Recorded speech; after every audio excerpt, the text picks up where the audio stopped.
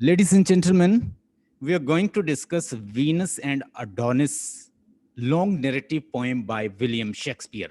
Before that, we discussed Rape of Lucrece. That was really very interesting poem, and I enjoyed a lot. I taught you, and that was really a nice poem. In today's lecture, I would like to teach you about Venus and Adonis. Venus was a goddess and this goddess, she fell in love with the man. So here is a man whose name is Adonis. Adonis is uh, is in the forest, and he is here to hunt.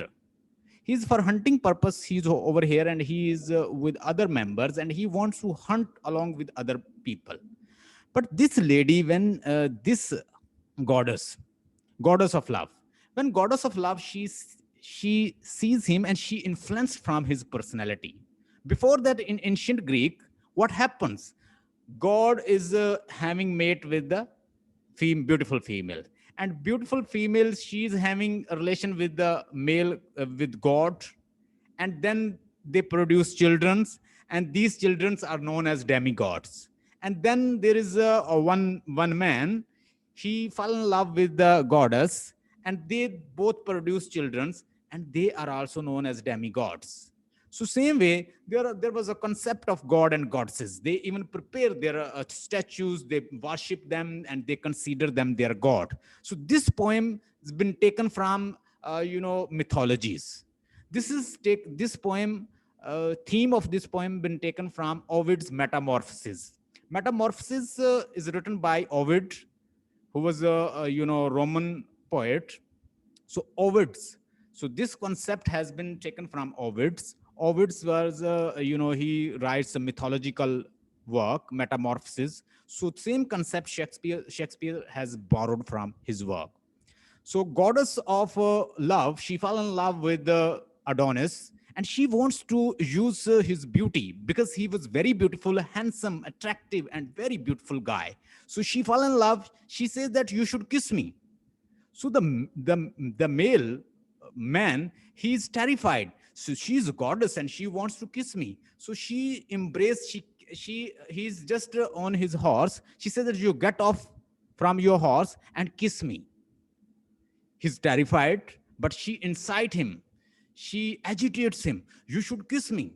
It's a demand of the nature. You should kiss me. So she demands again and again. Once he kissed her, and after that she demands more. She feel pleasures, and again she started demanding to kiss her and embrace her and take her in arms. So this way, this create confusion, disturbance from Adonis, because Adonis is interested to move with the hunters. He want to hunt. He is interested to do his work. So this poem shows the attraction of this world always attract people towards their wishes, desires, and lust and sexualities like that. So this is just a metaphorical work. It shows how worldly desire attracts a person. So this poems show the mythological backgrounds. This been taken from the Ovid's Metamorphoses. Metamorphoses was written by Ovid's, which was totally mythological work, myth, Greek myth, Roman myth से ये लिया गया है concept. इसके अंदर sexuality discuss हुई है. Shakespeare के दौर के अंदर लोग ज्यादा से ज्यादा सेक्सुअलिटी की तरफ अट्रैक्टेड थे. मतलब मेल जो थे वो फीमेल को अट्रैक्ट करते और फीमेल मेल को अट्रैक्ट करती. तो उस वक्त क्या होता कि वो अपने डिफरेंट वे से एक मेल को अपनी फीमेल की तरफ और फीमेल मेल को अपनी तरफ अट्रैक्ट करता और सेक्सुअलिटी के लिए उसको अपनी तरफ सड्यूस करते. तो बाज़ औक़ात फीमेल मेल को करती, मेल फीमेल को करता. तो that was prominent and common that time. तो शेक्सपियर ने उसका बैकग्राउंड जो है वो क्या रखा है, सेक्सुअलिटी रखा है. बहुत सारे लोग इसके ऊपर लिख भी रहे थे. अब ये चीजें जिनको 21st सेंचुरी में भी डिस्कस करना हमारे लिए इम्पॉसिबल है, शेक्सपियर ने इसको 15th सेंचुरी में इसको डिस्कस किया है. These are the part of life. उसने कहा कि उसने सेक्सुअलिटी का थीम रखा है कि एक गॉडेस है जो फीमेल है और एक ब्यूटीफुल मेल को वो अपनी तरफ, मैन को अपनी तरफ अट्रैक्ट करती है. She is demanding to kiss her, to have embrace her, and have a physical relation. तो इसके अंदर लव वर्सेस लस्ट का थीम है, लव का थीम है, अट्रैक्शन का थीम है, सेडक्शन का थीम है ये इसके अंदर। और इसको पब्लिश किया गया था 1593 में। ये सारे पॉइंट्स लिख लें।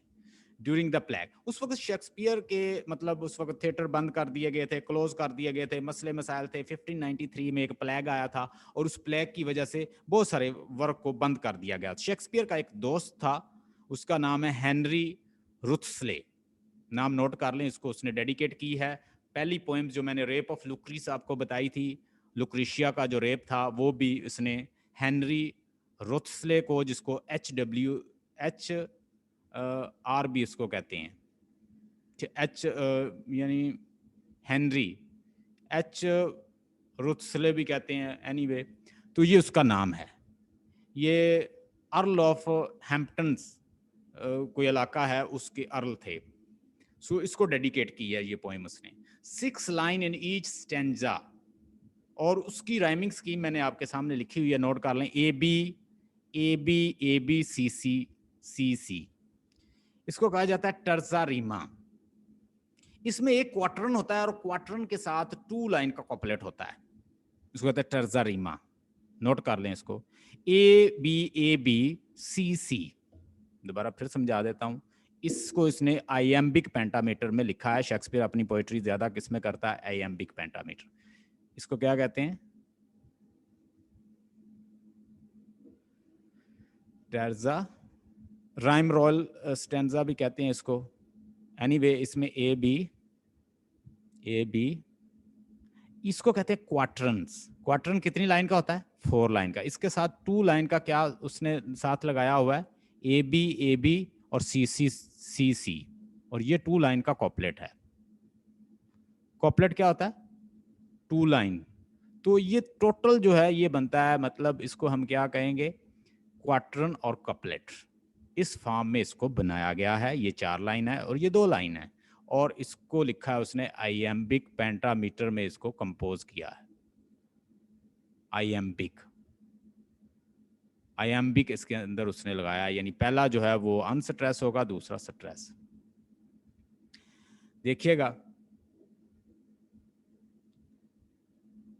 उसके बाद डेडिकेट की है हेनरी रुथस्ले को। उसके बाद 6 line each stanzas, ABABCC and quatrain, और एक क्वार्टरन है उसके अंदर जिसमें 4 लाइंस हैं और 2 लाइन का कॉपलेट है।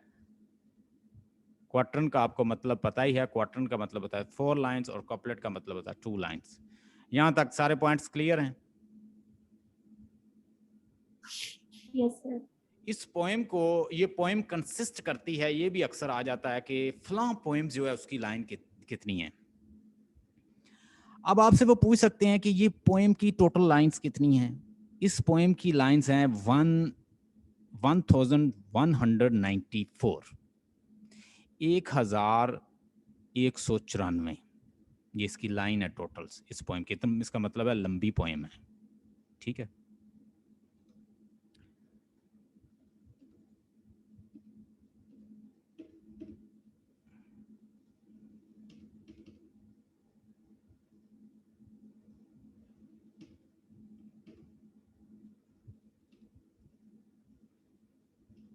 लंबी पोएम है और इसकी लाइंस हैं 1194। स्टैंजा जो है इसमें 199 है, ठीक है। 199 स्टैंजास हैं, नोट कर लें ये सारे पॉइंट्स। 199 स्टैंजास हैं, 1194 इसके अंदर लाइंस हैं, ठीक है जी। यहां तक क्लियर हो गया। अब आगे चलते हैं कि ये पोएम है क्या। Let's see. आपके सामने मैंने एक लाइन लिखी हुई है, और ये वही लाइन है जो मैं अक्सर आपसे पूछता हूं। ये वही चीजें हैं जो मैं अक्सर आपको बताता हूं। आपका मन जो है, आपका मन खाना खाने को कर रहा है, कोई चीज खाने को बर्गर खाने को कर रहा है। खाऊंगा नहीं खाऊंगा, खाऊंगी नहीं खाऊंगी, खाऊंगी नहीं खाऊंगी। बहरहाल एंड पे आप जीत गए। आपने कहा मैंने बर्गर नहीं खाया। आप अपने आप में खुश होते हैं कि मैं जीत गया। भाई जो हारा है वो भी पार्ट आपका ही था। वो कौन, कोई बाहर से तो नहीं है, वो भी आप ही हैं। खाऊंगा नहीं खाऊंगा, खाऊंगा नहीं, मैं जीत गया हूं। नो, आपका पैटर्न तो बन गया यहां पे। काले हाथी को नहीं सोचना, काले हाथी की इमेज पहले ही बन गई। हाथी को नहीं सोच, हाथी की इमेज यहां पे, मतलब एक पैटर्न आपका यहां पे बन गया। वो पड़ा रहा, अब वो पड़ा तो है, किसी टाइम पे भी खतरनाक हो सकता है। That will be very dangerous. आपने देखा होगा बूढ़े बूढ़े प्रोफेसर और बूढ़े बूढ़े फीमेल्स मेल्स, उनके आपने अफेयर सुने होंगे, आपने उनको देखे होंगे कि वो हैरान हो जाते हैं। What happens? आप जिन चीजों को जितना सुप्रेस करते हैं, that can be very dangerous in future. You accept or not, these are very dangerous in future. These can give you psychological disease. You need catharsis and purgation for these things. उनके लिए Aristotle ने जैसे कहा था कि उनका catharsis और पर्गेशन बहुत जरूरी है, otherwise you are in disease. तो यहाँ पे यही इसकी कोर लाइन है जो वीनस और एडोनिस से शेक्सपियर ने कही। उसे कहा affection is a coal that must be cooled else suffered, it will set the heart on the fire. इस लाइन को मेरे साथ रिपीट कीजिए और इसको लिख लीजिए। ये हमने इसके अंदर से निकाली है, बहुत लंबी पोएम्स के अंदर। कहता affection is a coal, affection एक कोयल की, जलते हुए कोयल की मानित है। लव एक जलते हुए कोयले की मानित है। दैट मस्ट बी कूल्ड, उसे कूल करना चाहिए। एल्स सफर्ड, अगर आपने इसको ऐसे ना किया तो उसने एल्स दूसरी बात बताई है। Else suffered it will set the Fyers, it will set the heart on the fire. तो आपने अपने दिल को एक जलती हुई आग पे रख दिया, वहां पे वो सफर करता रहेगा नहीं तो। You need to make another pattern, you need to prepare another activity, you need to replace the things, otherwise you will suffer all the time. नहीं तो सारी जिंदगी उसमें जलते रहोगे, सफर करते रहोगे। Affection is a coal, love एक कोयल की मानी है, दैट मस्ट बी कूल्ड, उसे कूल होना चाहिए। एल्स, अगर ऐसा ना हुआ, suffered it will be set the fire on, set the heart on the fire. Venus and Adonis. यहां पे देखिएगा, यहाँ पे ये जो गॉडेस है, इसका मुजस्मा अगर ईथन ग्रीस में आप रोमन में जाएं तो वहां पे आपको कहीं मिल जाएगा, रोमन ग्रीस ये बना हुआ। अगर इसको देखें तो ये लव की गॉडेस है। लव की गॉडेस ऊपर से देख रही है किसको? अडोनिस को। वीनस गॉडेस ऊपर से देखती है और ये एक ब्यूटीफुल हैंडसम अट्रैक्टिव गाय, नेम है अडोनिस। अडोनिस यहाँ पे अपने घोड़े पे शिकार से पे निकलता है। उसकी रास्ते में वो जंगल में भटक जाता है, वहां पे वीनस गॉडेस उसको देखती है, उसकी दीवानी हो जाती है। वो उसे अपनी तरफ अट्रैक्ट करती है, वो उसे बुलाती है कि घोड़े से नीचे उतरो। वो कहता है मैं शिकार पे जाना है मैंने, और I want to hunt with my people. उसे कहती है नीचे उतरो, get off from your horse and kiss me. अपने घोड़े से नीचे उतरो और मुझे किस करो और मुझे hold me in your arms. वो आगे से मना करता है कि मैंने आगे जाना है, लेकिन she say that please lay down with me and have a physical relation. वो कहती मेरे साथ लेट जाओ और have a physical relation with me. वो उसको मना करता है, लेकिन वो उसे एक डिमांड और करती है। वो कहती है कि एक दफा मुझे किस करो, then she demands more and more and more, because there is no end of the love making. तो उसे एक की बात दूसरे की, तीसरे की, और बहुत सारी उससे डिमांड करती है। वो उसे कहती है कि you should keep on doing this because it is a demand of the nature.